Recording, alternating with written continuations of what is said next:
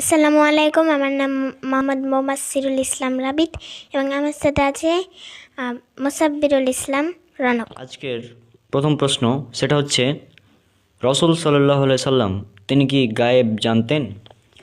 না, আল্লাহ ছাড়া কেউ গায়েব জানেন না। আল্লাহ সুবহানাহু ওয়া তাআলা ছাড়া কেউ গায়েব জানেন না। আল্লাহ বলেছেন পবিত্র কোরআনে, উল্লেখ করা হয়েছে সূরা নামল সূরা নম্বর 27 আয়াত নম্বর 65। বলা হয়েছে, বলো আসমান ও জমিনে যারা আছে তাদের কেউই গায়েব জানে না, আল্লাহ ব্যতীত কেউ গায়েব জানে না। উল্লেখ করা হয়েছে সূরা হুদ সূরা নম্বর 11 আয়াত নম্বর 123। উল্লেখ করা আছে সূরা হুদ সূরা নম্বর 11 আয়াত নম্বর 31। উল্লেখ করা আছে সূরা আরাব সূরা নম্বর 7 আয়াত নম্বর 188। এছাড়াও উল্লেখ করা আছে সূরা আনাম সূরা নম্বর 6 আয়াত নম্বর 59।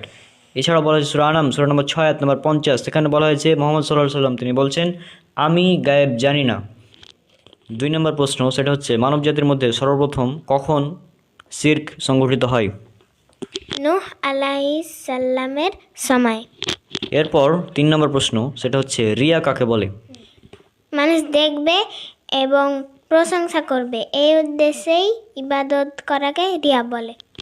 4 নম্বর প্রশ্ন সেটা হচ্ছে লা ইলাহা ইল্লাল্লাহ এর অর্থ কি? আল্লাহ ছাড়া কোনো সত্য মাবুদ নেই। এরপর সর্বশেষ প্রশ্ন আজকের সেটা হচ্ছে জাদু করা এবং জাদু শেখা এর বিধান কি? জাদুর সবই হারাম। জাদু শেখা এবং শেখানো দুটোই হারাম এবং কুফর। জাদুর সব কিছু হারাম এবং কুফর আল্লাহ বলেছেন পবিত্র কোরআনে। এটা উল্লেখ করা হয়েছে সূরা বাকারা সূরা নম্বর 2 আয়াত নম্বর 102। এখানে বলা হয়েছে সুলাইমান কুফরি করেনি, বরং তারাই কুফরি করেছিল।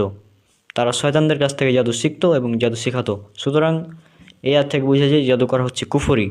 তাহলে আজকের ভিডিও এখানে শেষ করছি। ইনশাল্লাহ পরবর্তী ভিডিওতে আরও কয়েকটি প্রশ্ন নিয়ে কথা বলা হবে। ততক্ষণ আল্লাহ সুবহানাহু ওয়া তাআলা সবাইকে শান্তিতে রাখুন। আসসালামু আলাইকুম ওয়া রাহমাতুল্লাহি ওয়া বারাকাতুহু।